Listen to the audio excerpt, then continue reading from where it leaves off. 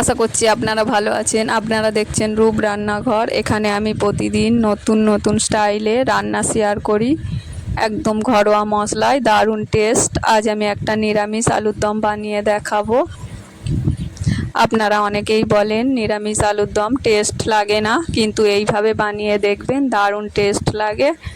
তার জন্য আমি একটা গ্যাসে কড়া বসিয়ে নিয়েছি, তেল দিয়ে দিয়েছি, আলুগুলো দিয়ে দিয়েছি, কিছুক্ষণ নাড়িয়ে নেব আলুটা। এরপর লঙ্কা, হলুদ, লবণ দিয়ে দেবো, আবারও কিছুক্ষণ নাড়িয়ে নেব।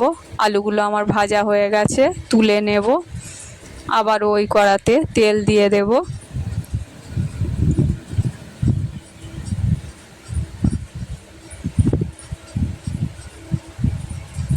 গোটা গরম মশলা, শুকনো লঙ্কা, তেজপাতা, 5 ফোড়ন দিয়ে দেব।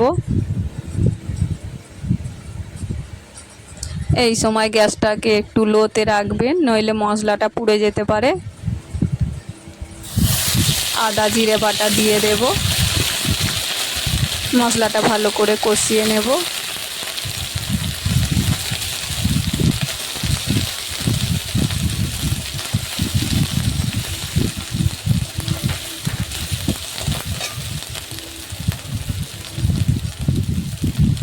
নুন দিয়ে দেব,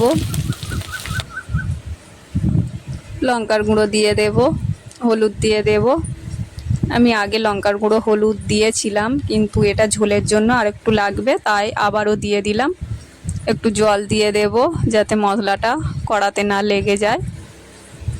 মশলাটা ভালো করে তেল ছেড়ে গেছে আমার। এবার আলু দিয়ে দেব। আলুগুলো দিয়ে কিছুক্ষণ কষিয়ে নেব। আলুটা আমার কষানো হয়ে গেছে, এবার জল দিয়ে দেব। কিছুক্ষণ ফুটিয়ে নেব, যতক্ষণ না আলুটা সিদ্ধ হচ্ছে।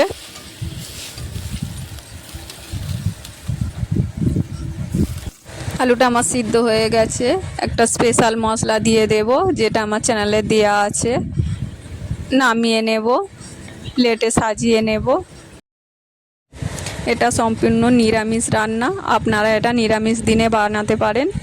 এইভাবে বানিয়ে খেয়ে দেখবেন, দারুণ টেস্ট লাগে। ভিডিওটি যদি ভালো লাগে লাইক করবেন, নতুন নতুন ভিডিও পেতে সাবস্ক্রাইব করবেন। কেমন লাগছে কমেন্টে জানাবেন। আবারও একটা নতুন ভিডিও নিয়ে চলে আসব।